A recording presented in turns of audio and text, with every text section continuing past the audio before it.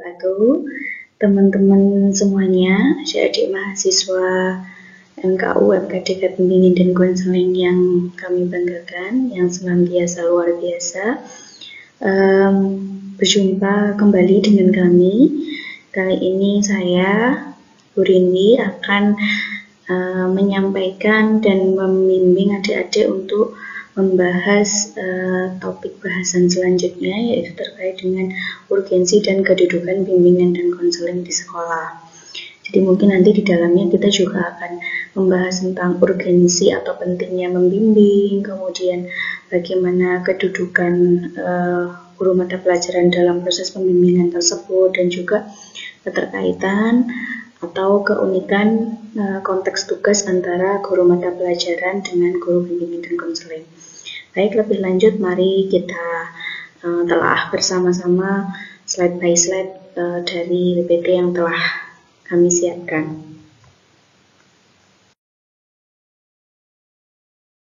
Ya, kita awali dengan urgensi bimbingan dan konseling terlebih dahulu ya. Jadi nanti mungkin di dalamnya kita juga akan membahas juga apa sih pentingnya membimbing itu gitu. Kenapa sih guru, kalau yang kemarin kan di pertemuan selanjutnya atau di pokok di pokok bahasan sebelumnya, maksud saya di pokok bahasan sebelumnya adik-adik sudah belajar atau menelaah tentang mengapa guru perlu membimbing, maka bagaimana proses pembimbingannya, kemudian pentingnya membimbing tersebut, juga nanti keterkaitannya dengan bimbingan dan konseling seperti apa akan kita telah bersama-sama.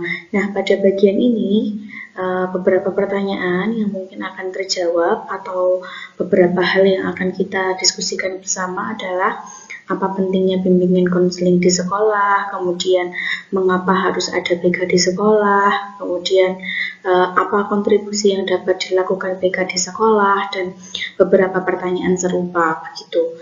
Barangkali mungkin ada yang bertanya gitu, ada atau tidak adanya PK itu ada pengaruhnya enggak sih ke proses pendidikan dan seterusnya gitu ya. Jadi nanti kita akan coba untuk telaah bersama-sama.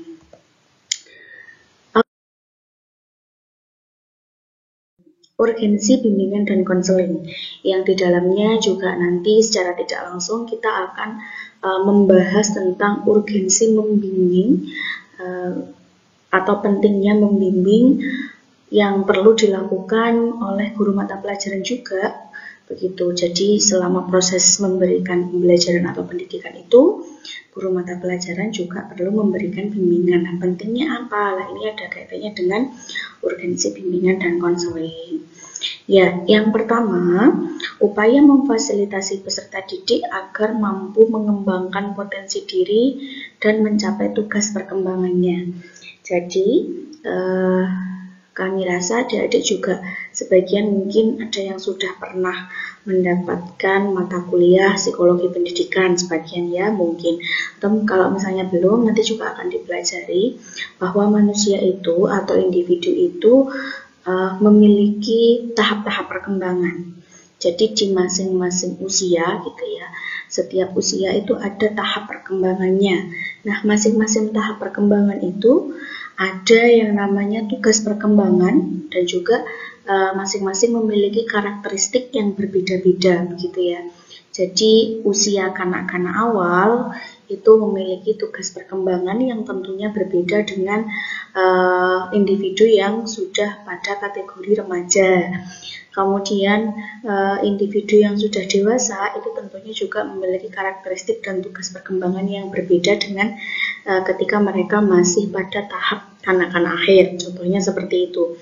Nah, mengapa harus ada bimbingan atau kenapa pentingnya membimbing? Membimbing itu sebenarnya adalah sebuah fasilitas untuk membantu siswa agar mereka mampu mengembangkan potensi-potensi mereka, kemudian mereka bisa melakukan aktualisasi diri, kemudian bagaimana mereka untuk bisa berprestasi, bagaimana mereka bisa untuk mencapai kesejahteraan secara psikis juga, seperti itu.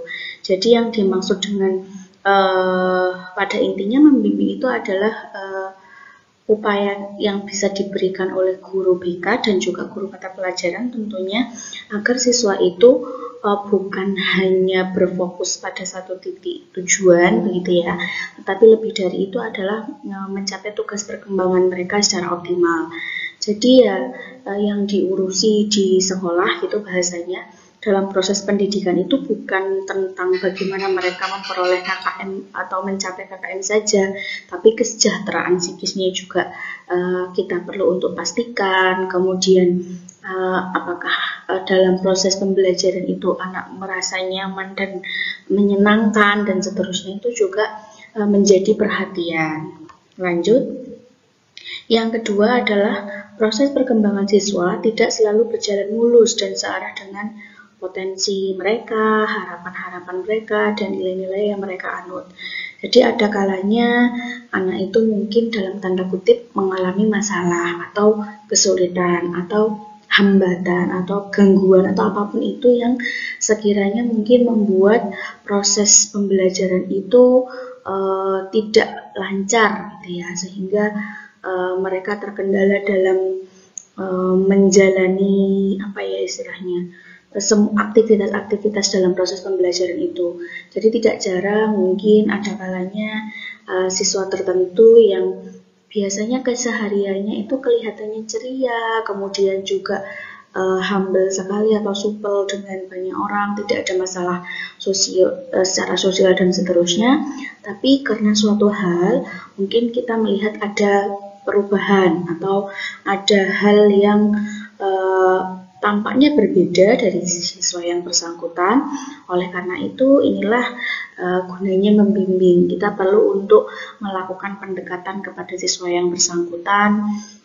Barangkali ada something problem mungkin atau apa ya ibaratnya ya batu sandungan kecil selama proses pendidikan yang harus mereka jalani. Misalnya anak tampak murung ketika di kelas gitu.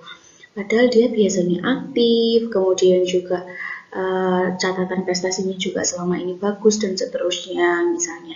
Tapi tiba-tiba dia suka menyendiri, kemudian tampak sering melamun atau bahkan beberapa kali mungkin terlambat dalam mengerjakan tugas dan seterusnya. Setelah diamati, kita bisa melakukan pendekatan secara khusus kepada yang bersangkutan, kemudian dilakukan proses pembimbingan itu. Nah, mungkin bisa kemudian terjawab bahwa sedang ada masalah keluarga, barangkali orang tuanya sedang tidak harmonis dan mau tidak mau atau secara tidak langsung itu juga berpengaruh terhadap psikis si anak, misalnya begitu ya.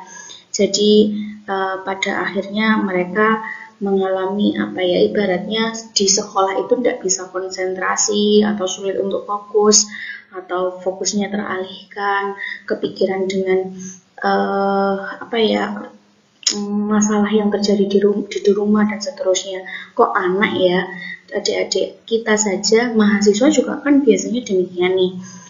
Kuliah itu rasanya juga jadinya tidak enak gitu ya, tidak bisa full di situ kalau misalnya sedang dalam masalah. Ya entah itu mungkin sedang ada masalah di kosan gitu, sedang diem-dieman sama teman sekamar kalau misalnya yang sekamar berdua, atau mungkin lagi ada miskomunikasi dengan sahabatnya begitu, sahabat adik-adik, sehingga mungkin sempat pas mau berangkat kuliah sempat cekcok atau adu pendapat dan seterusnya, atau mungkin juga lagi ada masalah sama pacar misalnya. Atau mungkin juga kepikiran belum masih di tengah-tengah bulan tapi kiriman dari orang tua sudah mau habis karena nggak sengaja kemarin lost kontrol ketika belanja uang yang seharusnya bisa digunakan 1 bulan kok udah mau habis aja, mau ngomong sama orang tua juga susah misalnya. Nah, hal-hal seperti itu kan sebenarnya kan juga menjadi tantangan atau challenge tersendiri untuk peserta didik, karena kalau tidak bisa mengelolanya kan juga akan menghambat perkembangan selanjutnya. Artinya ketika mengikuti pembelajaran itu tadi ada hambatan-hambatan tertentu karena secara psikis juga ada gangguan. Nah, itulah fungsinya atau urgensinya ada bimbingan. Jadi tidak siswa itu tidak dilepaskan saja, tetapi ada proses pendampingan, ada proses pendekatan khusus, kemudian kalau memang perlu bantuan ya diberikan bantuan. Lanjut, yang ketiga adalah perkembangan siswa itu juga dipengaruhi oleh lingkungan yang selalu menunjukkan perkembangan, perubahan. Mohon maaf. Ya, seperti yang kita tahu ya. Contoh ekstrimnya adalah begini. Zaman anak-anak kecilnya Bu Rindi dulu itu tentu berbeda dengan zaman anak kecil usia-usia bermainnya anak-anak sekarang. Kalau dulu yang kami kenali adalah mainan peta umpet, main kelereng, main lompat tali, main apa lagi ya, pokoknya permainan-permainan tradisional yang itu bisa meningkatkan ibaratnya hubungan sosial dengan teman-teman yang lain. Tapi kalau sekarang permainan itu berbeda. Ya iya, memang betul anak masih usia bermain, tetapi yang dimainkan itu sudah hal yang berbeda. Mereka mainnya suka pakai yang basicnya adalah gadget gitu ya. Ya game online, kemudian TikTokan. Nah, sekarang sudah marak ya, maksudnya anak-anak balita saja bahkan kalau ada mengikuti pemberitaan yang sedang viral itu kan ada 2 anak kecil yang twins, yang kembar itu, yang sangat terkenal sekali. Mereka sampai diundang di acara TV, di Brownies, dimanapun itu, karena mahir sekali TikTokan, padahal masih kecil-kecil sekali. Nah, itu kan juga karena adanya perubahan lingkungan ya, perubahan zaman, perkembangan teknologi dan seterusnya. Jadi memang perkembangan mereka itu selalu berkaitan dengan itu begitu. Ya, yang menjadi miris juga itu kan yang saat ini tuh misalnya kayak yang kemarin-kemarin atau ya sudah lama sih ya, ada anak-anak usia SD atau ya mungkin masih SD ya, yang percakapannya itu tertangkap di screenshot dan tersebar luas di dunia maya. Yang misalnya mereka udah pacaran, kemudian panggil pacarnya udah ayah bunda, udah papa mama dan seterusnya. Jadi kayak yang misalnya kalau yang Bu Rindi ingat itu ada yang misalnya bilang, bunda ayah pamit pergi dulu ya, ini mau main kelereng sama teman-teman misalnya. Terus si bundanya jawab, iya ayah, hati-hati ya, misalnya kayak gitu. Halo, itu kan sebegitu berpengaruhnya lingkungan saat ini. Jadi mungkin ya karena perubahan tontonan juga ya adik-adik semuanya.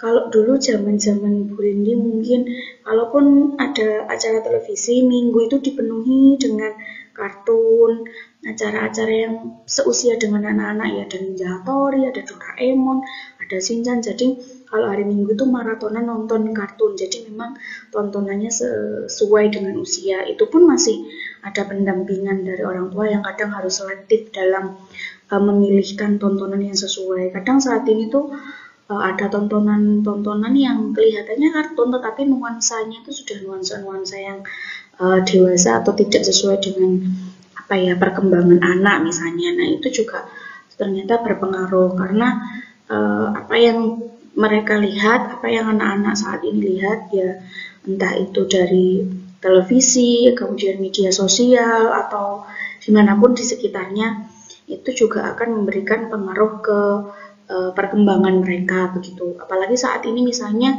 kebetulan keluarganya itu yang sinetron holik gitu misalnya ya, sinetron holik. Jadi mulai dari ibaratnya kalau siang mungkin sekolah, malam itu udah setelah makan malam habis sholat maghrib dan seterusnya itu ada yang ditonton itu channelnya adalah channel yang menayangkan sinetron sampai mau tidur begitu setiap hari berulang-ulang.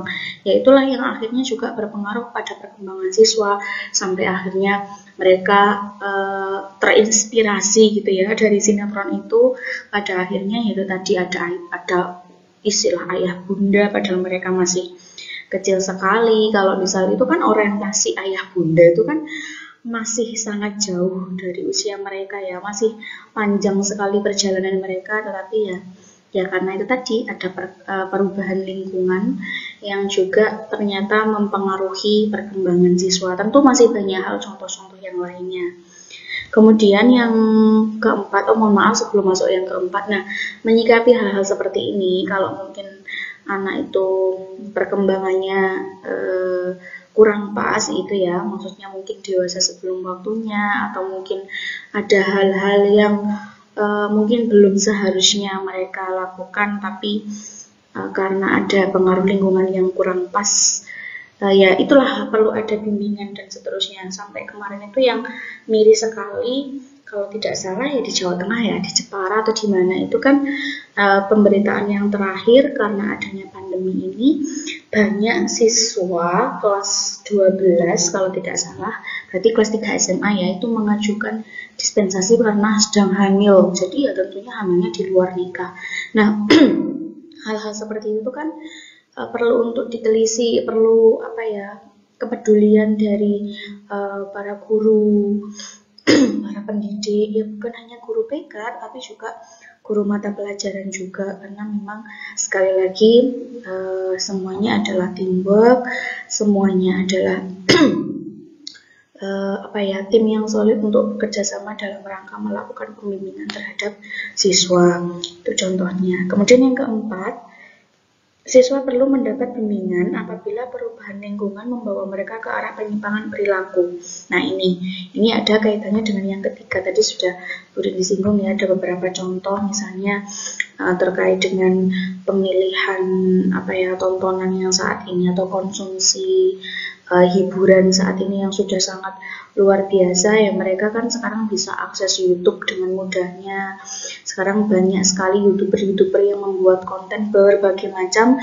Ya tentu ini perlu ada filter juga, bantuan bimbingan dari lingkungan di sekitarnya agar apa yang mereka pilih gitu ya, apa yang mereka nikmati itu selalu mengarah ke perkembangan yang positif. Ya tidak selalu, atau saya tidak mengatakan perkembangan IT itu selalu buruk gitu ya. Sosmed itu tidak selalu buruk ya, tinggal bagaimana lingkungan di sekitar si siswa atau anak atau peserta didik ini bisa membantu membimbing mereka untuk memilih tontonan yang sesuai juga. Kemudian tidak melupakan tugas-tugas perkembangan mereka, bahwa misalnya saat ini masih kanak-kanak awal, usia mereka adalah usia bermain, usia untuk mengembangkan diri dalam kelompok dan seterusnya, yaitu itu tetap perlu dijalankan begitu. Tapi bukan berarti kemudian terus kalau tidak boleh bersosmed sama sekali, juga tidak, itu tentu juga tidak baik ya. Pada intinya bagaimana semua bisa bersinergi untuk membimbing siswa mencapai perkembangan yang pas sesuai dengan tahap perkembangan mereka, yang mencapai perkembangan yang optimal, kemudian perilakunya juga adaptif atau sesuai. Jadi tidak lagi terjadi penyimpangan perilaku, apalagi sampai misalnya tadi ada ya yang banyak siswa berbondong-bondong untuk melakukan dispensasi karena hamil, itu kan sudah penyimpangan perilaku ya, seks bebas. Kemudian banyak hal ya, bisa jadi karena mungkin pornografi atau mungkin gadget addiction dan seterusnya ya. Banyak sekali hal-hal yang perlu kita cermati bersama, sehingga mereka ada banyak hal yang menjadi alasan kenapa guru itu, utamanya guru bimbingan konseling dan juga guru mata pelajaran, perlu melakukan yang namanya bimbingan. Kemudian yang kelima, BK dapat membantu siswa mengembangkan potensi dan memfasilitasi mereka untuk mencapai kompetensi kemandirian. Pada intinya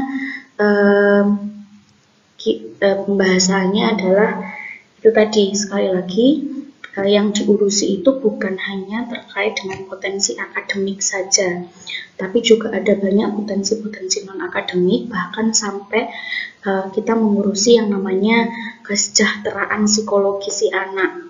Begitu. Nah, arah akhirnya itu adalah pada kemandirian. Jadi ya bukan berarti kita selalu melakukan bimbingan itu akan mereka bergantung kepada kita.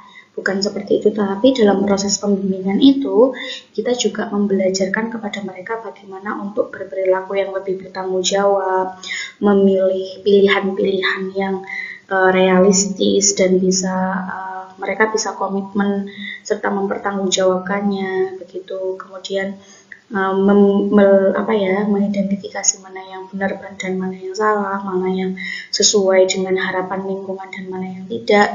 Nah, hal-hal seperti itulah gunanya proses pembimbingan itu. Pada akhirnya mereka bisa mencapai kompetensi kemandirian. Artinya tidak selalu bergantung dengan orang-orang di sekitarnya. Jadi perkembangan moralnya itu juga berkembang seiring dengan bimbingan-bimbingan yang kita lakukan bersama. Maksudnya bersama itu ya antara guru bimbingan dan konseling dan juga guru mata pelajaran, karena keduanya itu kan bersinergi, berjalan beriringan bersama-sama untuk membantu siswa mencapai perkembangan yang optimal, tentunya juga mencapai kompetensi kemandirian itu sendiri. Oke, yang terakhir BK itu kan merupakan bagian integral dari proses pendidikan, sehingga pada akhirnya tujuannya itu adalah mencapai pendidikan yang bermutu dan ideal, gitu.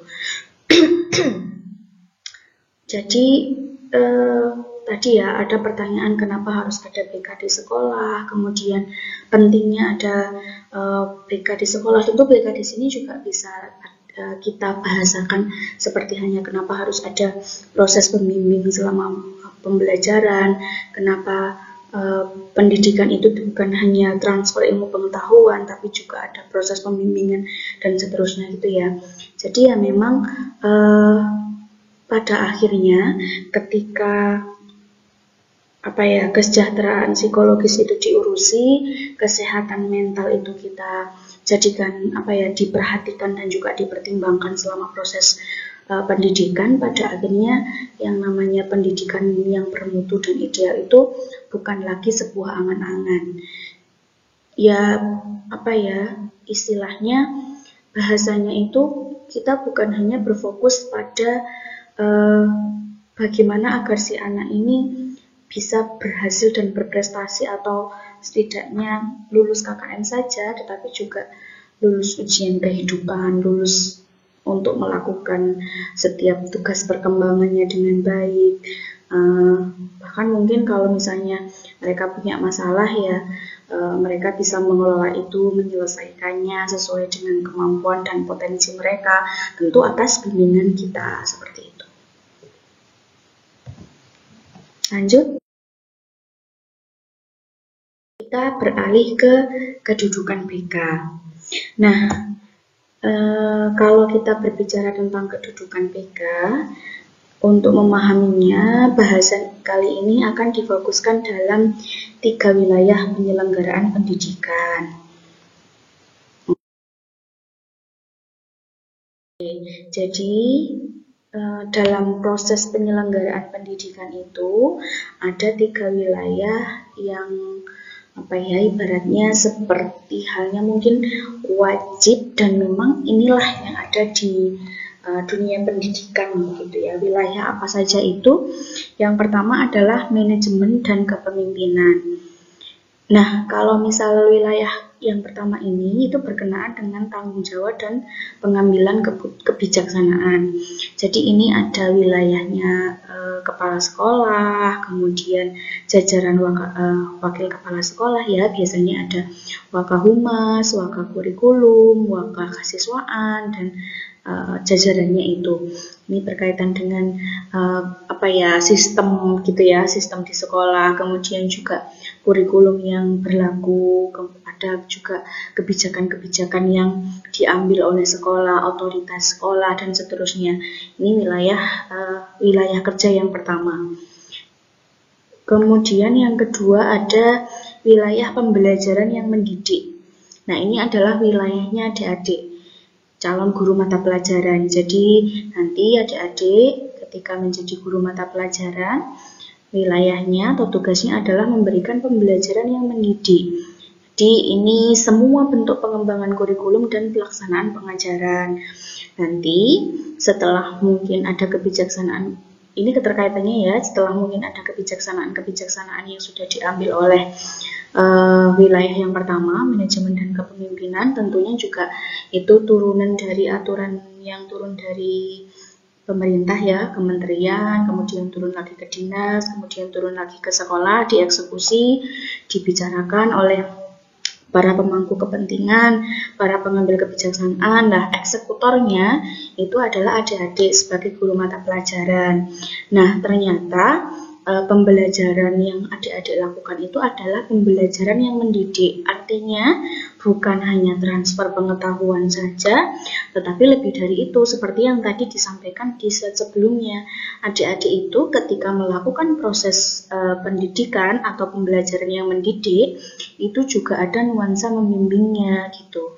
Jadi kenapa harus membimbing? Ya tadi ada alasannya, karena itu punya karakteristik yang berbeda-beda, mereka punya potensi dan harapan yang berbeda-beda, kemudian mereka punya tahap-tahap perkembangan yang harus dicapai secara optimal, tapi kadang untuk mencapainya, untuk mencapai harapan-harapan mereka, untuk mencapai potensi itu, kadang ada berbagai kendala atau hambatan, atau mungkin ada pengaruh-pengaruh lingkungan yang perlu untuk secara selektif didampingi gitu ya, yang pada akhirnya mereka perlu untuk senantiasa diberi pembimbingan agar perilakunya lebih sesuai, tidak lagi maladaptif, sehingga di ujungnya nanti dapat mencapai perkembangan optimal sesuai dengan tujuan pendidikan. Lanjut, yang ketiga, nah ini yang ketiga ada BK yang memandirikan. Tadi ada yang disebut-sebut di slide sebelumnya kan ada kompetensi kemandirian. Jadi BK itu adalah pelayanan agar siswa atau peserta didik itu dapat berkembang secara optimal sesuai dengan tahap perkembangannya. Nah, ini tentu perlu ada bantuan atau kerjasama dengan guru mata pelajaran atau guru bidang studi begitu ya. Oke, kita lanjutkan sih. Tadi sudah panjang lebar penjelasannya di slide sebelumnya. Jadi di slide ini tuh penekanannya adalah bahwa dalam proses penyelenggaraan pendidikan itu yang ada di dalamnya bukan hanya guru mata pelajaran saja, tetapi ada mulai dari wilayah manajemen dan kepemimpinan yang tadi ada jajaran kepala sekolah dan wakasek serta pemangku kepentingan yang lain. Kemudian di bawahnya ada eksekutornya adalah guru mata pelajaran yang perlu untuk melakukan pembelajaran yang mendidik, dan juga ada wilayahnya guru BK untuk melaksanakan BK yang memandirikan.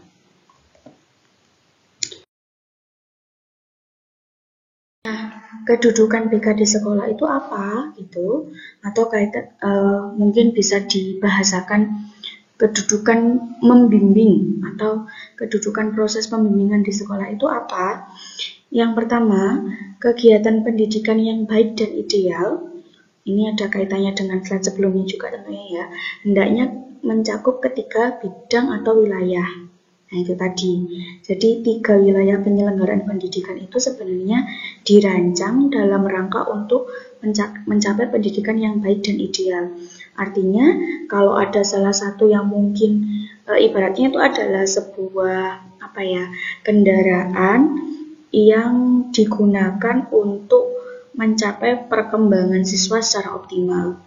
Jadi katakanlah tadi kan ada 3 wilayah, yang ada yang bagian rodanya, ada yang bagian setirnya, kemudian ada yang bagian kalau mobil itu misalnya ada bodinya atau rangkanya, ada setir juga ada roda. Kalau misalnya salah satunya saja mungkin tidak ada atau kurang optimal, jalannya kurang, sinerginya kurang atau tidak beriringan, kan tentu juga tidak bisa mencapai pendidikan yang baik dan ideal itu gitu. Katakanlah rodanya maunya keempat-empatnya maunya ke kanan, setirnya ke kiri. Nah, itu kan tentu tidak bisa jalan mobilnya. Atau mungkin hanya ada setir dan juga roda saja tetapi tidak ada rangka atau bodi, kan juga tidak bisa untuk mengangkut penumpang itu. Jadi pada dasarnya adalah semua atau ketiga wilayah tersebut perlu untuk bersinergi, perlu untuk bekerja bersama agar proses pendidikan itu dapat berjalan secara ideal. Yang mana tujuannya nanti ada kaitannya dengan poin yang kedua ini. Nah, ini ketika wilayah atau bidang penyelenggaraan pendidikan memiliki arah yang sama, tadi ya, seperti yang saya analogikan seperti halnya kendaraan atau mungkin mobil dan seterusnya, yaitu memberikan kemudahan bagi pencapaian perkembangan peserta didik secara optimal. Semuanya harus saling support, harus saling mendukung. Jadi ya bisa tugasnya itu mungkin sesuai dengan kepakarannya masing-masing, tetapi pada intinya ya semua berjalan beriringan untuk mencapai perkembangan siswa secara optimal. Melalui program layanan BK, maka setiap siswa mendapatkan kesempatan untuk mengembangkan setiap potensi dan kemampuan seoptimal mungkin. Nah, itu kalau terkhusus untuk layanan-layanan BK itu arahnya ke sana. Tetapi untuk mencapai itu tentu kami guru BK itu juga memerlukan bantuan dari guru mata pelajaran. Karena sekali lagi yang namanya mendidik itu ada unsur membimbingnya. Jadi antara guru mata pelajaran dan guru BK itu adalah teamwork yang geraknya adalah bersama-sama untuk membantu siswa mengembangkan potensi-potensi mereka dan mencapai potensi itu agar bisa berkembang seoptimal mungkin. Kalau bisa dilihat misalnya saja bentuknya adalah mungkin adik-adik suatu saat menjadi guru mata pelajaran atau wali kelas yang kemudian melakukan pengamatan kepada siswa dengan memahami karakteristik mereka, kemudian adik-adik juga karena sering berinteraksi juga jadi memahami bakat mereka, minatnya, atau seringkali mereka karena nyaman dengan adik-adik, karena adik-adik sebagai guru suatu saat itu bisa menerapkan pembelajaran atau pendidikan yang ada nuansa membimbingnya, jadi mereka seringkali misalnya kayak curhat gitu, jadi adik-adik tahu karakteristik mereka dengan baik, sehingga juga bisa membantu untuk bekerja sama dengan guru BK untuk mengarahkan ke perkembangan yang lebih baik atau yang optimal. Misalnya melihat siswa itu kok seringkali kalau pas di waktu luang atau misalnya di buku catatan mereka itu nggak tahu ya, entah di pojok-pojokannya itu ada gambar-gambar yang ternyata itu bagus dan berkarakter sekali misalnya. Nah kemudian adik-adik koordinasi bekerja sama dengan guru BK, misalnya pas ada event-event lomba-lomba misal kayak mural atau mungkin kaligrafi atau hal-hal yang berbau seni, mereka diikutkan. Ternyata mereka juga senang nih. Nah pada akhirnya kan mereka jadi lebih prestasinya juga lebih berkembang. Contohnya seperti itu. Atau dengan guru BK bekerja sama koordinasi untuk membantu siswa yang mungkin waktunya biasanya kan di awal-awal tahun ajaran itu kan siswa diminta untuk memilih ekstrakurikuler. Nah misalnya ada yang menyampaikan ke wali kelas karena ada wali kelasnya dan sudah ditagih oleh pihak kesiswaan misalnya, atau sudah harus setoran pemilihan ekstrakurikuler. Ada siswa-siswa tertentu yang mungkin kesulitan untuk mengidentifikasi kemauan mereka sesuai dengan bakat atau minatnya. Nah adik-adik melakukan pembimbingan gitu, diidentifikasi bersama dengan guru BK tentunya ya, untuk melihat potensi mereka ke arah mana sih gitu. Ternyata di sekolah sebelumnya mereka pernah mengikuti perlombaan misalnya kayak pernah diikutkan sekolah untuk menari, kemudian kebetulan kok mereka itu ternyata di lingkungan rumahnya itu ada sanggar dan aktif di sana, begitu kan bisa nanti dibantu diarahkan untuk memilih ekstrakurikuler tari misalnya, atau kalau berbakat di bidang seni yang lain ya ada drama misalnya ya, hal-hal semacam itu bisa dilakukan bersama-sama guna memfasilitasi siswa untuk mencapai perkembangan yang optimal. Jadi bukan hanya ngurusin prestasi akademik saja, bagaimana mereka memahami materi, kemudian mengerjakan soal-soal ujian atau soal-soal ulangan dengan baik, tapi lebih dari itu adalah banyak hal yang perlu untuk di dalam tanda kutip diurusi bersama-sama.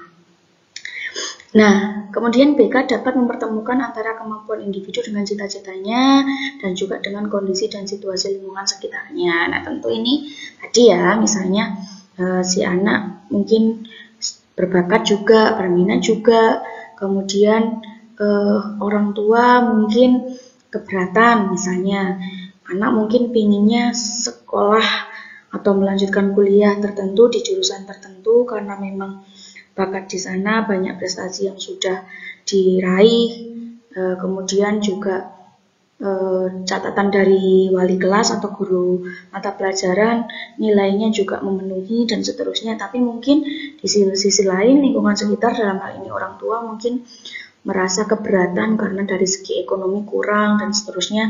Nah, nanti kan bisa secara bersama-sama guru BK dan juga wali kelas atau guru mata pelajaran itu, mungkin kalau guru mata pelajaran bisa memberikan rekomendasi, surat rekomendasi untuk mengurus beasiswa tertentu. Jadi memberikan informasi tentang perguruan tinggi yang ada banyak pilihan atau tawaran beasiswa begitu. Jadi semua bisa berkolaborasi untuk membantu si siswa ini tetap mencapai cita-cita mereka. Seperti itu. Lanjut. Nah, sekarang kita beralih ke keterkaitan tugas guru dan konselor. Jadi keterkaitan antara tugas guru dan konselor itu dapat diamati pada beberapa aspek yang meliputi wilayah geraknya, kemudian tujuan umumnya, konteks tugasnya, ada target intervensi, dan ekspektasi kinerjanya. Mari kita bahas satu persatu. Keterkaitan tugas guru dan konselor, yang pertama dilihat dari wilayah gerak dan tujuan umum. Nah, guru dan konselor itu ternyata wilayah geraknya sama, yaitu di bidang pendidikan formal. Jadi, sekali lagi, karena kita adalah mitra, kita adalah tim, mudah-mudahan menjadi tim yang solid ya, seharusnya memang demikian, itu sama-sama bergeraknya atau bertugas di pendidikan formal. Nah, keduanya, baik itu guru dan konselor, itu memiliki tujuan yang sama. Karena tadi sudah kita singgung dari awal ya sebenarnya, yaitu mencapai tujuan pendidikan nasional. Nah, tujuan pendidikan nasional itu kalau dibahasakan secara sederhana adalah tadi mencapai perkembangan siswa secara optimal. Jadi yang diurusi bukan hanya prestasi akademik saja, tetapi juga prestasi non-akademik dan juga kesejahteraan psikis atau kesejahteraan psikologis, kesehatan mental siswa, dan seterusnya. Kan tidak lucu juga ya, misalnya kayak di negara, kalau tidak salah di Korea tuh, banyak siswa-siswa yang bunuh diri karena tidak kuat, terlalu stres atau depresi, bahkan mungkin frustasi, begitu ya, frustasi bahkan mungkin depresi, karena di sekolah itu sangat kompetitif sekali. Kalau misalnya prestasi akademiknya tidak bagus, dimarahi orang tua, dianggap dianggap berbeda dari yang lain, sehingga pada akhirnya banyak kasus bunuh diri di sana itu sangat tinggi. Nah, itu yang tidak diharapkan di pendidikan nasional di Indonesia. Kemudian yang kedua adalah konteks tugas. Nah, konteks tugas guru adalah pembelajaran yang mendidik. Tadi ya, di 3 wilayah itu. 3 wilayah, tadi sudah kita singgung, yang mulai ada manajemen dan kepemimpinan, kemudian ada wilayah guru mata pelajaran yang memberikan pembelajaran yang mendidik, sama wilayahnya guru BK yang memberikan pelayanan yang mendirikan itu. Jadi kalau tugas guru adalah pembelajaran yang mendidik, tadi sudah kita bahas, dan tugas konselor yaitu memberikan layanan yang memandirikan. Penjelasannya sudah di sebelumnya tadi. Masalah yang dapat ditangani guru adalah bidang belajar atau terkait dengan mata pelajaran. Jadi misalnya ada siswa yang prestasinya menurun, kemudian perlu remedial teaching. Ya tentu ketika memberikan layanan itu adik-adik tetap perlu untuk melakukan itu tadi pembimbingan, memasukkan unsur-unsur psikologis di dalamnya begitu ya.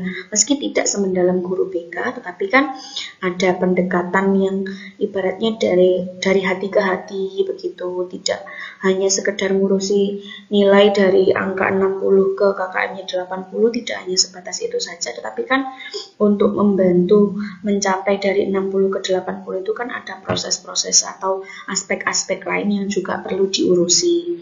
Nah, sedangkan masalah yang ditangani oleh konselor itu ada 4 bidang. Nanti adik-adik akan bahas lebih lanjut ketemu dengan hal ini di pola layanan yang akan kita bahas pada pertemuan selanjutnya. Itu ada bidang pribadi, sosial, belajar, dan karir. Begitu. Kemudian yang ketiga, target intervensi. Intervensi itu campur tangan ya. Jadi bantuan lah ya.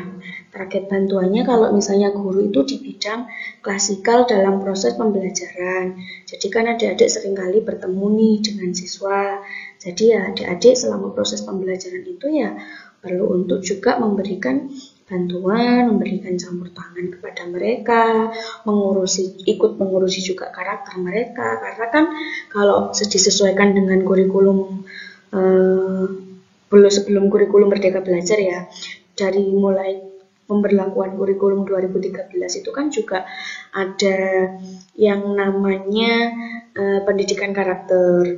Jadi setiap kali proses pembelajaran itu kan adik-adik juga memasukkan nilai-nilai karakter ke siswa begitu. Jadi di sanalah peran adik-adik melakukan proses pembimbingan itu.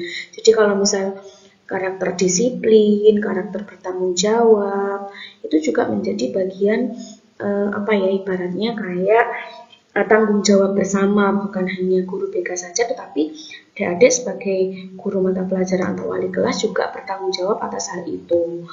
Nah, kalau misalnya yang konselor mengutamakan intervensi secara individual, secara personal gitu. Nah, baik guru maupun konselor juga dapat melakukan intervensi dalam bentuk kelompok. Jadi kalau misalnya layanan BK itu kan sifatnya tadi penekanannya lebih mengutamakan yang individual ya, karena ada individual differences. Nah, kalau yang secara klasik kan tidak semua guru BK itu mendapatkan jatah masuk ke kelas, biasanya begitu. Jadi setiap sekolah itu kebijakannya biasanya berbeda-beda, meskipun secara regulasi kementerian atau pemerintah itu sebenarnya memberikan jatah ke guru BK untuk masuk ke kelas setidaknya 1 kali dalam 1 pekan selama 1 jam pelajaran. Tapi nyatanya eksekusi di lapangan kan guru BK tidak selalu mendapatkan itu. Maka disitulah letak ibaratnya adik-adik dalam melakukan proses pembimbingan itu begitu. Jadi nanti bisa bekerja sama dengan guru BK bagaimana agar adik-adik itu selama memberikan proses pembelajaran tapi juga sekaligus mengurusi karakter. Adik-adik bisa memasukkan pemberian motivasi, kemudian memberikan semangat atau memberikan inspirasi kepada mereka begitu. Jadi muatan materinya itu bukan hanya sekedar materi pelajaran saja, tetapi juga ada materi-materi yang menyulut semangat mereka untuk lebih giat belajar, mungkin semangat berprestasi, kemudian juga berkarakter yang unggul, bagaimana agar mereka menjadi pribadi yang lebih bermartabat dan seterusnya. Lanjut, ada ekspektasi kinerja. Jadi kalau guru itu kan menggunakan SKL atau standar kompetensi lulusan ya sebagai ukuran keberhasilan atau KKM. Standar minimal lah yang harus dicapai atau diperoleh. Nah, kalau misalnya standar ukurannya keberhasilan layanan konselor itu sifatnya ipsatif. Jadi ipsatif itu tidak dapat diangkakan. Kalau misalnya ada KKM itu kan, dikatakan lulus matematika itu kalau mencapai 80. Dikatakan lulus bahasa Inggris itu kalau 85 misalnya, itu kan bisa diangkakan. Tapi kalau misalnya layanannya konselor atau guru BK itu sifatnya ipsatif, tidak bisa diangkakan. Ya, bagaimana untuk melihat keberhasilan itu ya dilihat dari kemandirian siswa dalam pengambilan keputusan. Kan layanannya tadi kan dikatakan penekanannya lebih bersifat individual ya, bagaimana setelah mendapatkan layanan BK itu apakah siswa sudah mandiri untuk mengambil keputusan atau belum, arahnya ke sana. Nah, guru dapat melihat hasil pembelajaran secara langsung. Jadi bisa dilihat dari tadi, misalnya habis dapat materi, kemudian diakhiri dengan kuis atau penugasan yang bisa Kalau penugasan mungkin ada rubrik penilaiannya, adik-adik bisa melihat ukuran keberhasilan pembelajaran adik-adik dari nilai-nilai atau angka-angka yang diperoleh itu. Tapi kalau misalnya layanan yang diberikan konselor itu tidak dapat langsung terlihat, dia kan tidak seperti hanya membalikkan telapak tangan ya, karena kalau berbicara tentang perilaku itu kan perlu proses untuk membiasakan. Jadi ya bukan berarti ketika habis mendapatkan layanan bimbingan dan konseling keluar ruangan BK langsung menjadi pribadi yang berbeda, kan tentu tidak, perlu ada prosesnya. Guru BK juga perlu ada monitoring, perlu untuk tindak lanjut, perlu ada mungkin pertemuan selanjutnya dan seterusnya. Lanjut. Bagaimana keterkaitan tugas antara guru dan konselor? Jadi sebenarnya Bu Reni tadi sudah beberapa kali atau bahkan mungkin berulang-ulang ya menyampaikan bahwa antara guru BK dan juga guru mata pelajaran itu sebenarnya adalah mitra, adalah tim yang bekerja sama untuk mencapai tujuan pendidikan nasional, yang mana kita bisa menyebutkannya adalah perkembangan siswa secara optimal. Nah, di sini pengembangan diri siswa itu, gitu ya, yang sesuai dengan tahap perkembangan tadi atau tugas-tugas perkembangan di masing-masing tahap itu sebenarnya merupakan wilayah bersama antara guru dan konselor. Jadi ada yang disebut dengan wilayah kehormatan. Ya tadi itu, jadi yang mengurusi tentang karakter siswa itu ya bukan hanya guru BK saja, tetapi itu juga tanggung jawab dari guru mata pelajaran yang ngurusin bagaimana siswa itu biar bisa secara psikologis atau psikis sejahtera, selama proses pembelajaran itu juga senang, sekolah itu adalah hal yang menyenangkan. Itu yang menciptakan bukan hanya guru BK saja, tapi bersama-sama juga dengan guru mata pelajaran. Nah, jadi ketika antara guru mata pelajaran dan juga konselor itu bisa bersinergi, bisa balance gitu ya, keduanya bisa kompak bekerja sama untuk merumuskan suatu formula gitu ya, suatu formula untuk mencapai siswa mencapai perkembangan yang optimal, ya tentu pendidikan itu akan harmonis sekali gitu. Dengan demikian, untuk mencapai perkembangan siswa yang optimal dibutuhkan kolaborasi antara guru dan konselor. Nah, itu tadi semua yang tadi saya katakan formula ya, karena antara guru BK dan guru mata pelajaran kan konteks tugasnya sebenarnya berbeda. Yang satu memberikan layanan, yang satu memberikan pelajaran begitu. Tapi kalau keduanya itu bisa berkolaborasi dengan baik, bersinergi dan mencapai keseimbangan, seia sekata, maka perkembangan siswa yang optimal itu bukan suatu hal yang tidak mungkin untuk dicapai. Nah, itu semua